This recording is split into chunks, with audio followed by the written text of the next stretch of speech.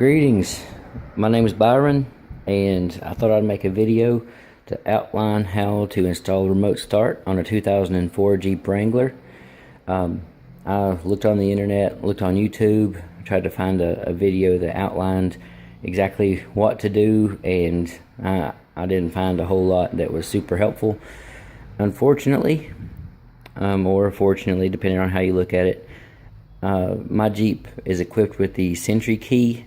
So it's got the little RFID chip inside it that has to send its signal to the skim immobilizer without the proximity of the chip being close enough to that immobilizer. The vehicle might start, but I think it's supposed to die after 2 or 3 seconds. So I had to buy the immobilizer, and you can see from the video I chose the Omega Link OLMDB All. I think I probably could have gotten away with buying maybe a cheaper one that wasn't quite as flexible, but honestly, if I ever need to put this in a different vehicle, you can just reflash them for whatever, and this one's super universal, so it works with just about anything. In order to flash it, you do have to get this Omega Link loader. I bought this stuff off of Amazon. It's pretty simple. There's tons of YouTube videos out there to show how to flash the bypass module, so that's not a problem. You can find one of those to show you how to do it. The remote start unit I purchased was the 255 EDP Plus from Excalibur. I looked for something that was very simple, just a one button start and stop. So anyway, see what we can do. This is the bottom trim removed from the Wrangler. You'll notice you got your steering column here that goes all back. You'll see your ignition switch where you put the key in is on this side. This is your skim immobilizer. There are 4 wires that come out of it. See a red one, looks like a black one, a blue one, and then a violet and a yellow stripe. The blue and violet and yellow stripe are the ones that you're going to need for your bypass. Something that's important to note is whenever you're looking at your wiring diagram and they talk about the ignition switch harness, this guy is what they're talking about. This guy.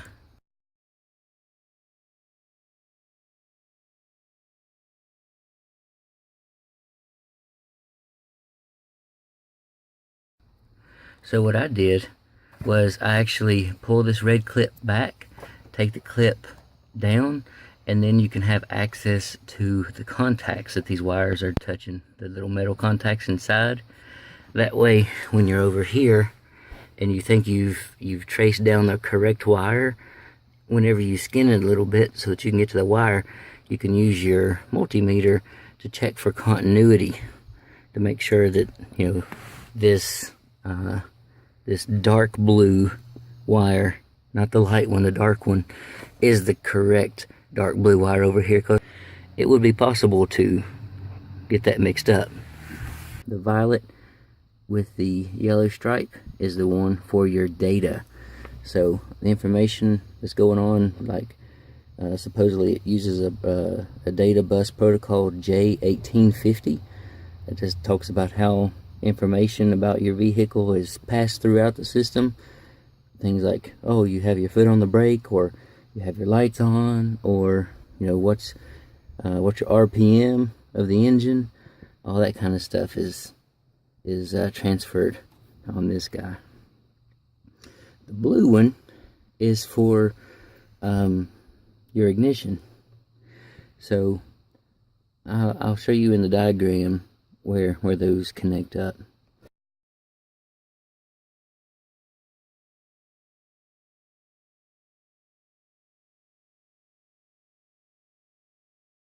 You'll notice whenever you pull your trim plate off, you're not going to see this. You're going to see a lot of nicely wrapped wires you're gonna have to cut all that off. You're gonna have to be careful and remove all that so that you can actually have room to work. The remote start wires that they give you, one of which is like that big thick orange one right here. I gotta say, I think they're probably over-engineered, and they're pretty stiff, and it's not very helpful when you've got super stiff wires like that, and you're working in a confined space. So you just have to do the best you can. You'll see I've got all kinds of black tape here, the electrical tape. In hindsight, would have done this one differently. There's two wires that need the constant 12 volt for this remote start. They went to the pink ignition wire with the black stripe, and had I known that before, I would have done that connection over here closer to the harness where it goes into the remote start. So you'll see I kind of twisted these wires together to try to make it be a little bit cleaner. I'll likely go ahead and zip tie this up more before I'm done, just to make it all good and clean, make sure it doesn't interfere with any of the moving parts with like the tilt steering wheel. You'll notice if you look farther back, way back there, another twisted bundle of wires. Those are the remote start wires that control the starter and the actual ignition process. Inside this remote starter, there are some big relays. You can hear them click whenever it's time for it to send power to the starter to start the vehicle. Over here, you'll see where I've got the antenna. I have not mounted the antenna properly yet, but you will see the immobilizer hiding out behind it. Let's see if I can do this. Immobilizer is here. Remote start's here. This is the antenna. You can see that it goes over and down. I need to do that correctly. The gray wire here is used to show a ground whenever the hood is up, so that whenever a ground is present on the wire, it won't allow the vehicle to start. You'll notice that there are a whole big bunch of wires there that I'm not using for anything, and that's because the remote start system is made to be universal. You could use it without a bypass, so you wouldn't have the data port to use, and if you didn't have the data port, you'd have to hardwire all those wires to the various wires inside the vehicle. Like, one thing you get away with is not having to wire anything into like the brake pedal switch. All that's handled with data through this green data port right there. So yeah, there's a wire. Actually, there are four wires inside this little harness that connects the remote start to the bypass module. That's the one that's connected to our violet and yellow stripe over here. That's the one that the data flows on. So whenever you push the brake pedal, it knows and will turn the vehicle off if you don't have the ignition or the key in the ignition and turn to the on position. So that data port saves a ton of headache, but the harness has so many wires there, it's kind of messy. But honestly, it gets packed back there and you never see it. So does it really matter if it's kind of messy? I think not.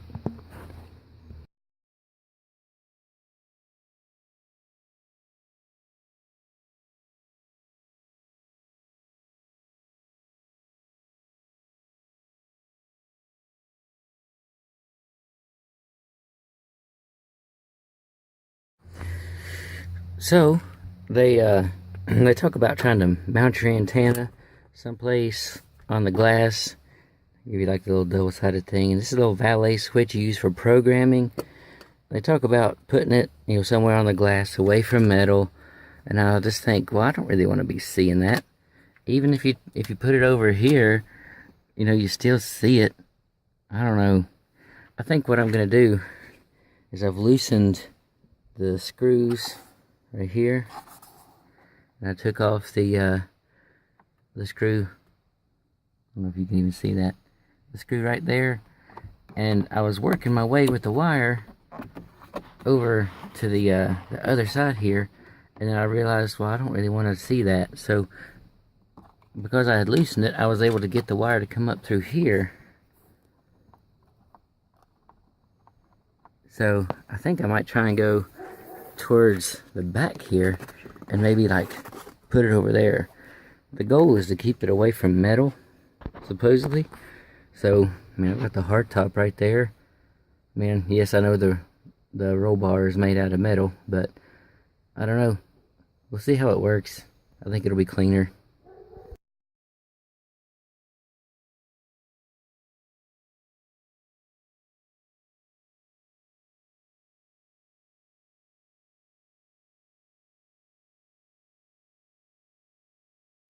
So a lot of people would say, why put a remote start on a Jeep Wrangler?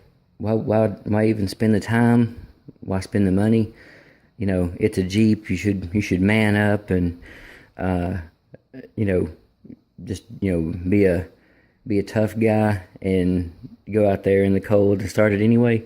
Well, I'm 35 and I'm ready for life to get a little easier. So I don't mind having my vehicle warmed up. I think it's pretty awesome. And in the summertime, to have the air conditioner be able to cool it down, that's pretty nice.